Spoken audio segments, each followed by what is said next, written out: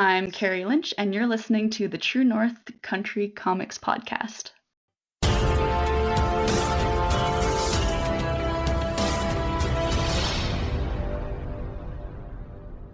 Welcome to the True North Country Comics Podcast, dedicated to promote Canadian comic book creators and supporters. It's March 5th, 2021. I'm John Swinimer. If you want to drop me a line, you can contact me at john@truenorthcountrycomics.com. On this episode, I chat with Kari Lynch about Rodesha and the Mountain Troll. The podcast is available on Apple Podcasts and Google Podcasts. It's also available on True North Country Comics channel on YouTube. Kari is based in Kingston, Ontario, and is a full-time graphic designer and is always looking to explore new paths and fields. Her ongoing graphic novel series, Les Piggies, is a collaboration with Bailey Rosenland. Kari's latest project, also with Bailey, is Rodesha and the Mountain Troll. The story starts with, every year on Rodesha's birthday, a carcass shows up at the foot of her frozen village, and every year, Rodesha feels more hate for the mountain troll who puts them there. So, without further ado, here's my chat with Kari Lynch about Rodesha and the Mountain Troll. So, Kari Lynch, thank you very much for taking time to chat with me. Awesome. Thanks for having me. Oh, I appreciate your time. What I normally do to start off the interview is ask the creator about their first comic books. I'm wondering if you remember, what was the first comic book that you read? I do remember because it was actually a lot later in my life that I got into comics. It wasn't really a childhood thing for me. And I got into it when I was in college, and I had a roommate that she kept the graphic series Saga on. Oh, right. Mm-hmm. Yeah, so she kept it on just the coffee table. It was sitting there, and I think it was open one day to some like explicit scene, and I was like, well, I gotta read what this is because it was aliens and Wow. And yeah, it was like I found comics to be kind of all encompassing that way. I found the moment I cracked it open, I was just like through it in less than 20 minutes. Wow. Well, that you can't go wrong with Saga. I mean, that's a great series for sure, and we're waiting for it to come back and continue. That's for sure. Yeah. So I'm wondering, as an artist, who influences your work today?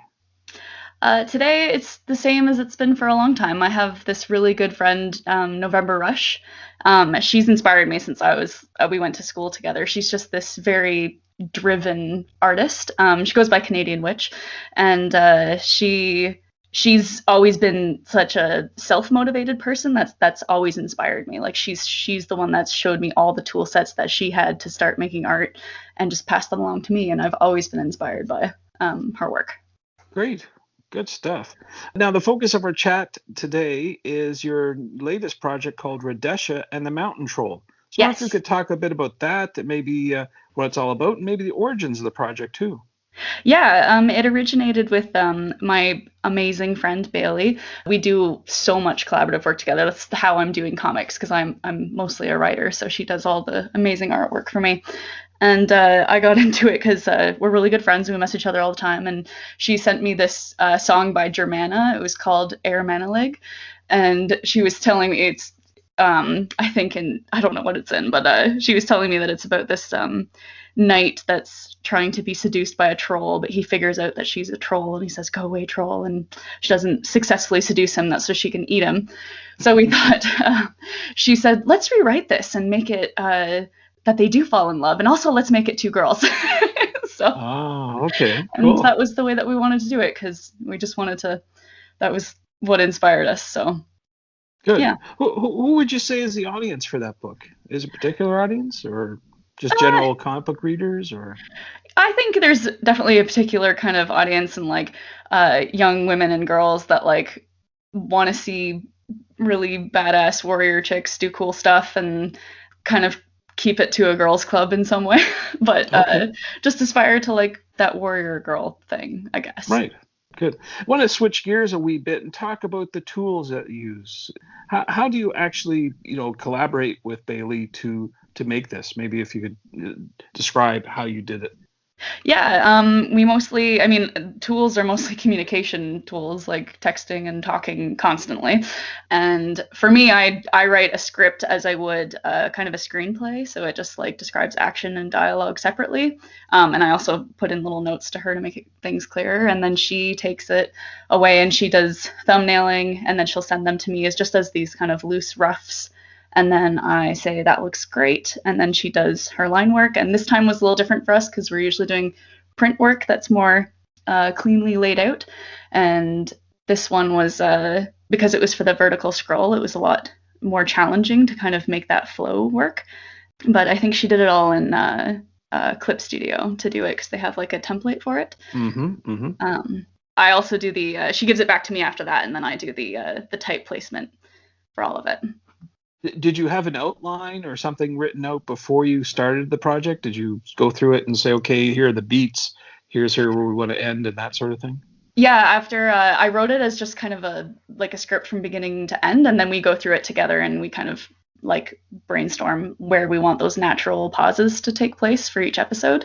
But originally it was just kind of it was meant to be like a one-off. Like, it's interesting uploading things to the internet because you have this incentive to like cut things up into tiny pieces, and people will only get little bits of it like week to week. So it's meant to be all consumed at once, which was a challenge for us, like in uploading it week by week, because people get confused. We have that problem with Les Piggies too. Do you think this is something that you might revisit in the future? Is it open to possibilities for a sequel or other chapters? With this one, not so much, I don't think. I think we really wanted to make it as like a complete thing, because we've been working on our long form thing, Les Piggies, for so long. We've been working on that for like 3 or 4 years together, if not longer, from when we actually started talking about it. And yeah, we wanted to make something that had an end. Like, we wanted to make something and be able to say like we finished something, just more as like a self accomplishment. So yeah, no, it's like a short story. Okay. Yeah. Now, you've mentioned it a few times, but let's switch gears again and talk about Les Piggies, and talk about what is that all about, and what was sort of the inspiration for it. The original inspiration for it was I live here in Kingston, Ontario, and I used to work at this very famous restaurant in our town called Chez Piggy, which you can make correlations there with the titles. When I was like 17, 18, I worked there, and it's very like this very unconventionally small, tiny kitchen. And I worked there for a few summers, and the people there were just so inspiring. I was thinking about this story forever. It's unbelievable how different it is from when it started. And I sat on that for, I think, like 5 or 6 years. And then I pitched it to Bailey in our last year of college just to be like, would you be interested in drawing this? Because I wasn't going in that direction. So yeah, she jumped on board with me. And then we both were able to kind of motivate each other that way and actually get something done. And yeah, we made the first volume like within a year after we graduated, and people liked it, which was great. And yeah, and then we're here we are now. How would you describe the overall storyline for that particular project? It's about a girl that gets her first, like, it starts right at her getting her first job. She's a teenager at a restaurant, and then it right off the bat, it's in this strange world because she's surrounded by all these bipedal pig people, and those are the vast majority of the patrons at the place that she works. And she's like a human girl, but not really. She was born as a fox. All the humans, quote unquote, in this world were born as animals, and then when they hit puberty, they kind of like had this human puberty where they like grew up and turned into humans, whereas pigs don't. And yeah, so she works in this kitchen as a human, and she serves these pig patrons inspired by the snobby people that I had to feed when I was working in those restaurants. So, and this is an ongoing project? Yes, it's a lot to explore in that world. So wow, okay. Yeah, we have our first 2 volumes done. My goodness, so there's definitely a lot of inspiration from that particular restaurant then. Oh yeah, definitely. There's so much to unpack there, but yeah, it was a very inspiring place for me to work. I think sometimes your worst jobs are like the best inspiration for what you do. Oh, okay. So that's something to keep in mind for those wondering where to draw inspiration from in the future. Mm-hmm. Look for low-paying jobs, maybe. No, seriously, and just interesting people. Like, I just find that, yeah. So Cool. Well, we've talked about Rodesha and the Mountain Troll and Les Piggies. What's next for you? Do you have any other projects on the go that you can talk about? right now, for me, with the pandemic and everything, I'm doing more of a self-finding thing. So I'm exploring doing comics by myself, possibly, and I'm exploring writing more like prose-based stuff. So it's very much like an exploratory thing for me. Me and Bailey together, we're still trying to figure out what we want to do with Les Piggy and how we want to move forward with it, because we're doing our third volume for that soon, because it's all written and now we're just doing the rough phase. So, and then we're also doing a new kind of just like a chill comic that we're going to be doing just like once a week. It's not going to be super thought out with a big heavy plot or anything. It'll just be like a slice of life kind of story there. And we'll probably write a pitch for another story. We got all kinds of stuff going on. Sounds good. So Yeah. where can people find you online, whether it's social media or on the internet? For me, I'm pretty dead online. I'm not gonna lie. You can follow me on Twitter. I think I'm at Carry Me Please with just my name and then with PLS on the end. But for real, if you want to follow my projects that I do, they're mostly with Bailey, and you should follow her. And she's just at Bailey Rosenlund on all of her social. So Very good. follow Cool. her. Okay. Well, Kari, those are all the questions I have for you, but I wonder if there's something I didn't ask you that you want to get across in this interview. I think just that job inspiration thing was probably the biggest thing that I took from my experiences so far, that other people should give it a shot. And definitely take note. Like, don't dismiss it as what you're saying. Like use the experience.